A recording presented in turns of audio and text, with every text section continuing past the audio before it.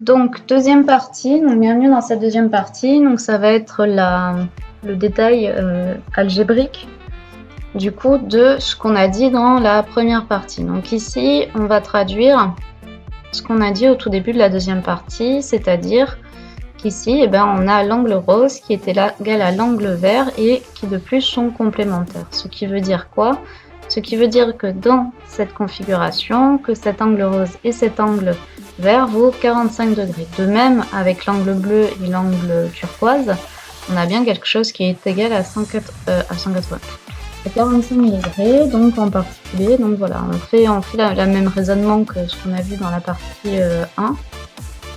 Et ensuite, on applique ce même raisonnement donc sur les triangles EGF et FDB tels que l'on est. Effectivement, EGF est égal à FDB est égal à 90 degrés. Alors non, je crois pas que ce soit ça. EGF, FDB, ah oui, voilà, FDB est égal à 90 degrés et DFB.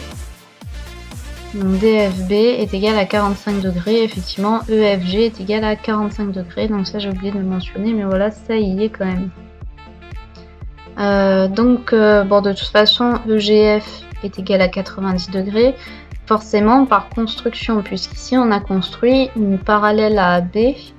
Or, la droite EC, c'est une perpendiculaire à AB. Donc forcément, si GF, c'est une parallèle à une droite telle que la séquente qui passe par cette droite AB passe aussi par sa droite parallèle, elle y est forcément perpendiculaire. Et donc, comme je l'ai précisé ici, vu que les angles des bases de ces deux triangles sont égaux, on en déduit que ce sont des triangles isocèles. Donc en particulier, on a EG est égal à GF, que FD est égal à DB, et du coup que AC est égal à CE aussi.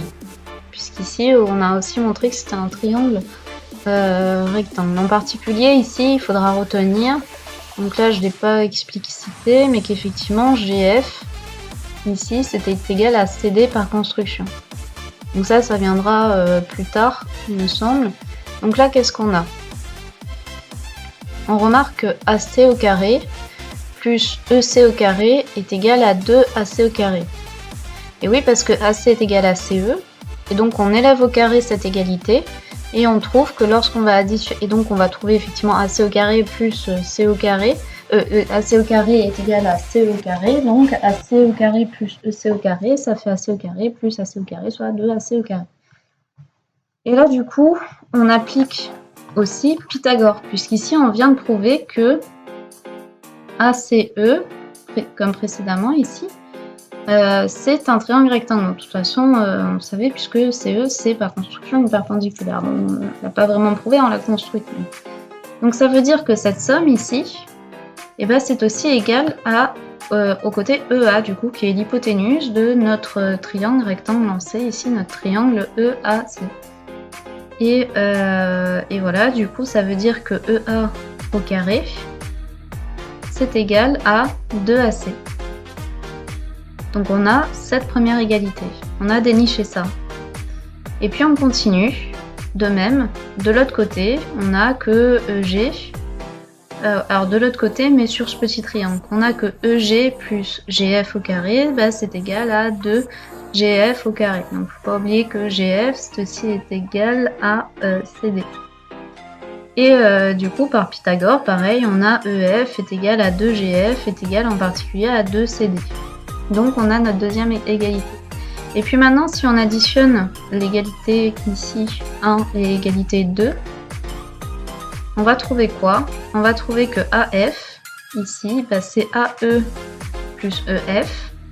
Donc c'est AE au carré plus EF au carré. Donc là, on applique encore une fois Pythagore, parce que là, on se souvient qu'ici, AEF est un angle rectangle et que du coup, le triangle AEF est du coup un triangle rectangle en E. Donc en appliquant Pythagore, on va avoir AE au carré plus EF au carré est égal à AF au carré.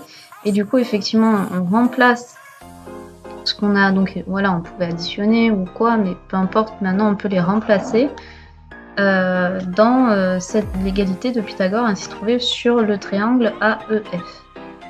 Et on trouve que AF, c'est 2 fois le tout AC au carré plus CD au carré.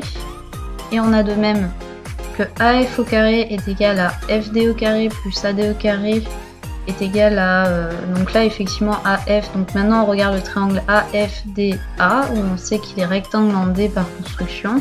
Et bah, c'est aussi est égal à 2AC au carré plus CD au carré. Et maintenant, on se souvient de ce qu'il y a d'encadré ici.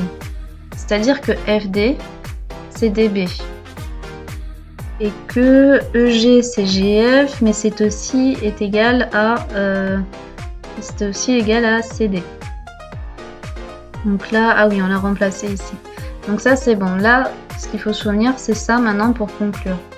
C'est-à-dire que maintenant, on va avoir, en remplaçant FD par DB, on va bien avoir DB au carré plus AD au carré est égal à 2 fois AC au carré plus CD au carré, c'est-à-dire l'identité. Donc au final, on trouve bien notre identité qu'on a cherché grâce à notre construction ici. Donc voilà, ce sera tout du coup pour la preuve de la proposition 9 qui nous faisait du coup travailler cette identité. Hop, oula, pourquoi je la fais balader comme ça?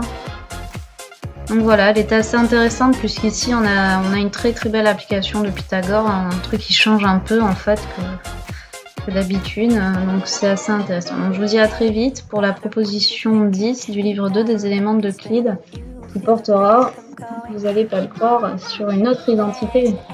Ouais, allez, à très vite.